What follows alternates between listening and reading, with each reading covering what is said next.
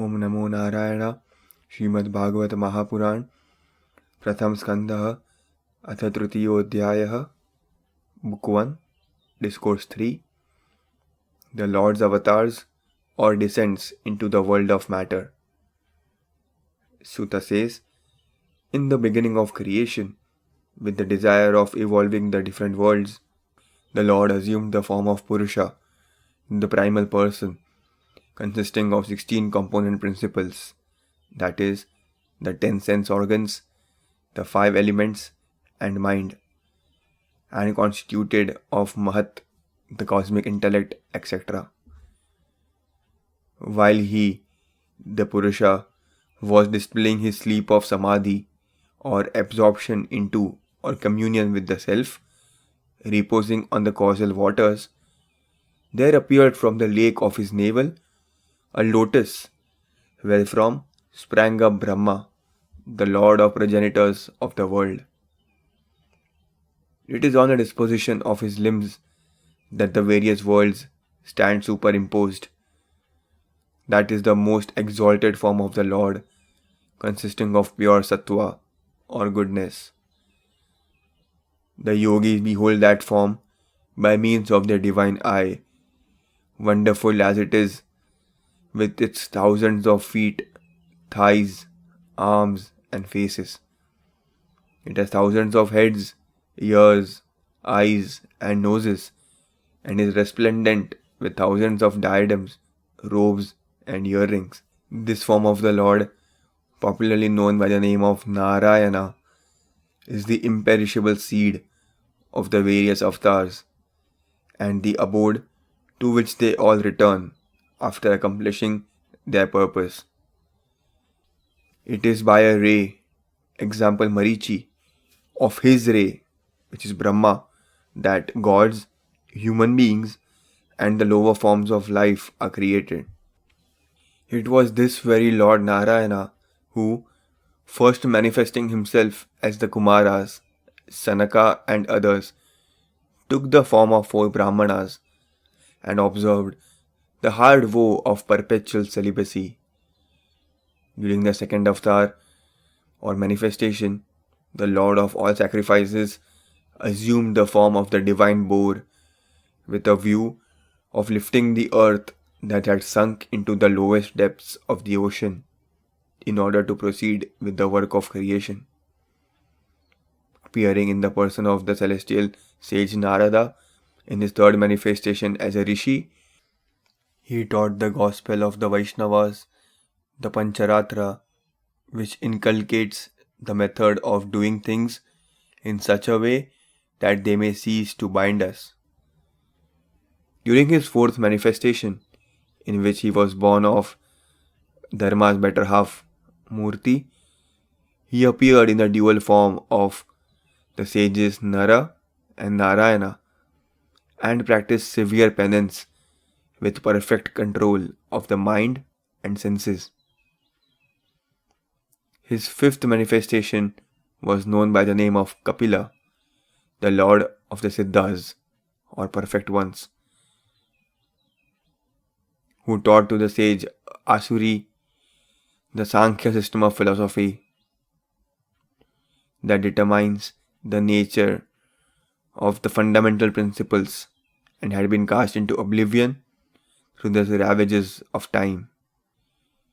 During his sixth manifestation, he appeared as a son of the sage Atri at the entreaty of Anasuya, Atri's wife, and taught the science of the self to King Alarka, Prahlada, and others. Thereafter, in the seventh manifestation, he was born Akuti, the spouse of Ruchi, one of the lords of created beings, as Yagya, assisted by his sons Yama and the other gods.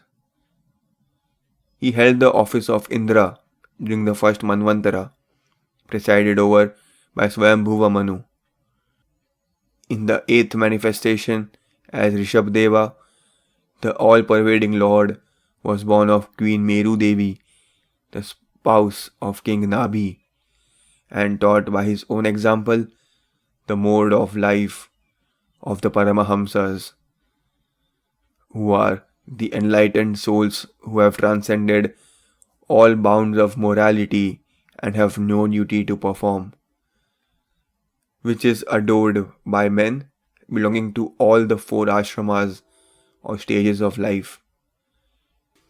During his ninth descent, at the solicitation of the seers, he took the form of a king Prithu and made the earth, in the form of a cow, yield all its products which she had so far withheld.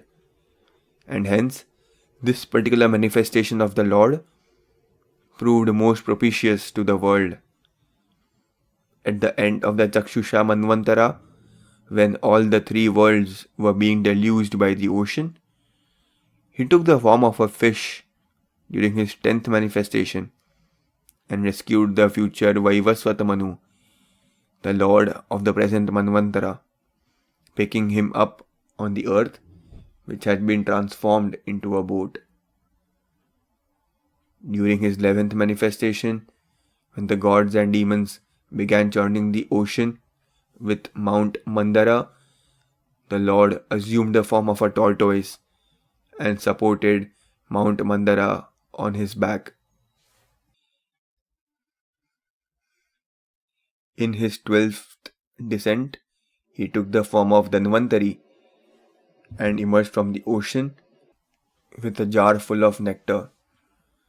While during his 13th manifestation, he assumed the form of an enchanting woman and gave the gods the nectar to drink, keeping the others, who are the demons, spellbound all the while.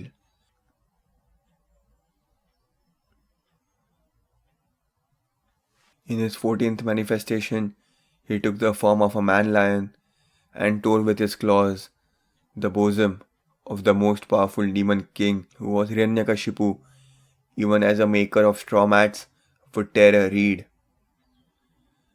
Assuming the form of a dwarf in his 15th descent, he visited the sacrificial performance of Bali, the demon king, and asked him for 3 pieces of land, with the covert intention of robbing him of his kingdom of heaven. In his 16th descent as Parshurama, he found that the kings had become inimical to the Brahmanas. Enraged at this, he rid the earth of the Kshatriya race as many as 21 times. Then, in his 17th descent as Vyasa, he was born of Satyavati through the sage Parashara, and finding the people of poor intelligence, divided the tree of Veda into many branches. Then again, in the 18th descent, he assumed the form of a ruler of men, Sri Ram, with a view to accomplishing the purpose of the gods, and performed heroic feats like bridging the ocean and so on. In the 19th and the 20th, the Lord was born among the Vrishnis as Balaram and Sri Krishna and relieved the earth of its burden. When Kali sets in, he will be born in Magadha, North Bihar, as Buddha, son of Anjana, with a view to deluding the enemies of gods. Then again, towards the end of the Kali age, when the kings mostly turn into robbers, the Lord of the universe will take descent from a Brahmana named Vishnu Yasa as Lord Kalki, even as thousands of rivulets flow from a lake that never dries. So there are countless descents of the Lord, who is a storehouse of sattva, which is power, wisdom, etc., O Brahmanas, the sages and seers, the Manus, the gods, the son of the Manus, the Prajapatis, who are the Lord of created beings. In fact, all those who possess great power are rays of Sri Hari. All these, however, are either part manifestations or rays of the Supreme Person, while Sri Krishna is the Lord Himself. All these avatars or manifestations of the Lord appear from age to age and protect the world when it is oppressed by the enemies of Indra. The story of the Lord's descent is a secret. The man who devoutly recites it every evening and morning with a pious mind is rid of all suffering. This gross manifestation in the form of the material universe of the Lord, who is essentially spiritual and has no material form, has been evolved by the products of his Maya, such as Mahat, which is the principle of cosmic intelligence, and so on, and superimposed on the Lord himself. Even as men of poor wits assume the existence of the clouds in ether and of dustiness in the air, even though the clouds, as a matter of fact, hang in the air, while dustiness belongs to the particles of earth, so the ignorant superimpose the gross phenomenal universe on the self, who is the seer. Beyond this material form is a subtle and unmanifest form of the Lord, which is constituted of undeveloped gunas that have not assumed distinctive shapes, and is neither open to perception nor to hearing. It is this subtle or astral body which is termed as the jiva or soul, because the soul seems to enter it or is identified with it and goes through repeated births or transmigrations. It is through nascience that the aforesaid astral and material bodies are superimposed on the self.